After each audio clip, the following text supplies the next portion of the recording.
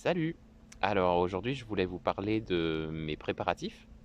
Je suis sur une phase assez intéressante, je suis sur la phase de rodage. J'ai presque tout mon équipement, j'ai préparé quasiment tout sur le vélo.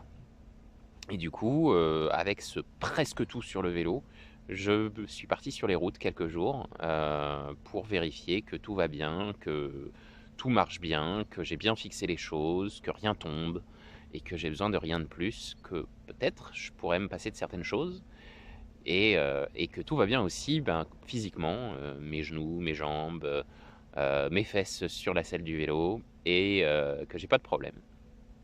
Du coup, je suis parti quelques jours, j'ai suivi la Scandibérique, déjà une première journée, et puis, là, je suis à nouveau sur la Scandibérique, sur le canal de la Sambre-à-l'Oise, qui est un endroit bien sympathique, même si on peut voir peut-être alors donc je suis sur le canal de la Sambre-à-l'Oise, qui est un endroit bien sympathique. Même si, alors peut-être qu'on ne voit pas sur la caméra, mais bah, le canal commence à geler. C'est dire s'il fait froid, le climat est donc parfait pour mon expérience. Donc là, vous voyez le vélo avec le setup, avec les bagages, les sacoches devant, les sacoches derrière, et un petit barda sur le porte-bagages arrière. Et bah, j'ai déjà appris pas mal de choses ces quelques derniers jours. En particulier, bah, j'ai fait l'acquisition et j'ai monté ce magnifique rétroviseur que je croyais être un gadget, mais qui en fait est super bien pour voir les véhicules arriver derrière sans avoir peur et sans se retourner. Ça, je suis très content. Puis qu'est-ce que j'ai appris d'autre? Ben, j'ai envie d'écouter beaucoup de musique. Donc je suis assez content d'avoir pris un téléphone qui a beaucoup de batterie pour pouvoir en écouter aussi souvent que possible. Je peux faire ça avec le porte-téléphone sur le guidon. Même s'il faut que je change de porte-téléphone parce que celui-là il est un peu nul. Et puis, au niveau des vêtements, ben, il faut que je m'adapte, parce que, en fonction de si c'est une descente, si c'est une montée, si, je fais des efforts ou pas, ben, j'ai très vite chaud ou très vite froid et du coup, il faut que je sois assez adaptable. J'ai le petit cache-cou très pratique à ce niveau-là. Mais, il faut que j'enlève parfois la veste, que je la remette, donc que je sache bien dans quelle sacoche sont toutes les choses intéressantes. Et ça, ben, c'est à ça que sert le rodage. Et puis aussi, ce voyage, ça me permet de visiter ma famille, des personnes qui vivent un peu dans le nord de la France, à droite à gauche, les voir une dernière fois avant le voyage, pour certains. Et puis, j'ai aussi hier rendu visite à une classe de primaire avec qui je vais communiquer pendant le voyage. Donc ça va être un projet pédagogique. Et puis ça me fait très plaisir ça. Donc je les salue s'ils regardent la vidéo. Et puis je leur dis à bientôt pour discuter, j'espère quand je serai parti sans doute. Et puis voilà, j'espère que ce sera un beau projet ça aussi. Jour 3 sur les routes avec le vélo pour le rodage, et moi aussi je mets Wallincourt sur la carte, pour ceux qui ont vu le film en fanfare.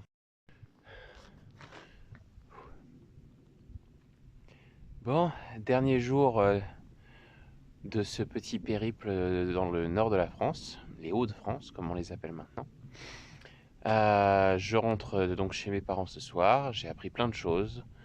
Je vais changer quelques petites bricoles sur mon barda.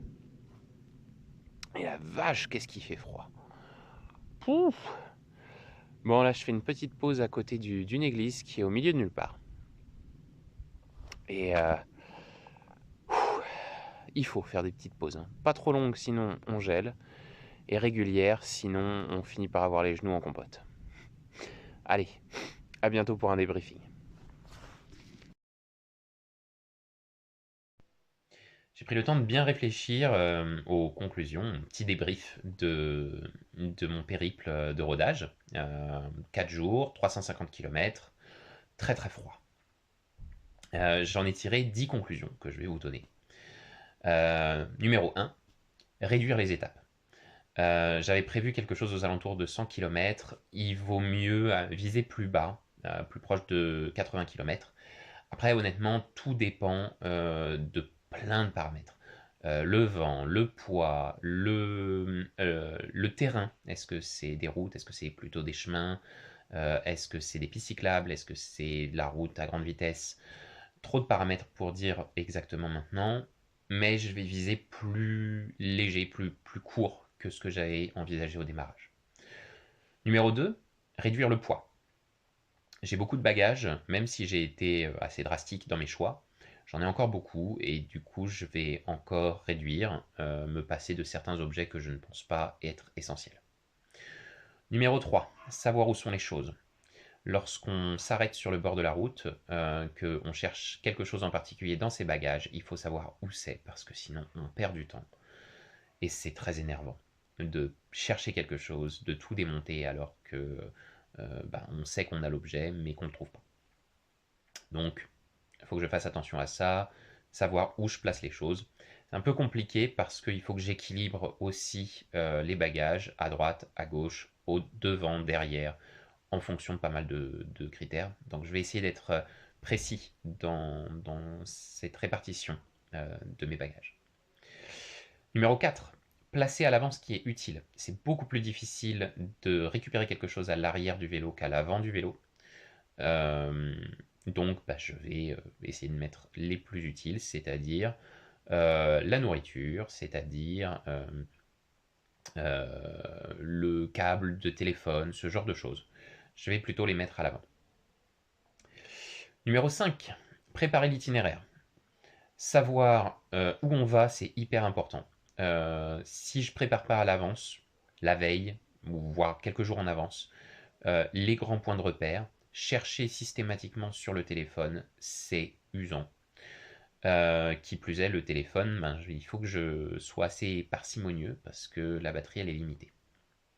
Donc, il faut que je prépare en avance l'itinéraire et que je fasse en sorte qu'il soit assez facile, pas des routes trop passantes, pas des chemins qui sont prévus pour les VTT.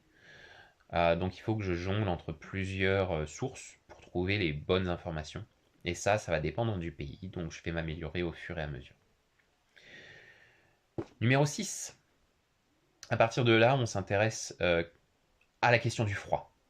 Il a fait froid pendant mon périple, il va faire froid pendant une grande partie du temps au démarrage, voire à d'autres moments pendant le voyage.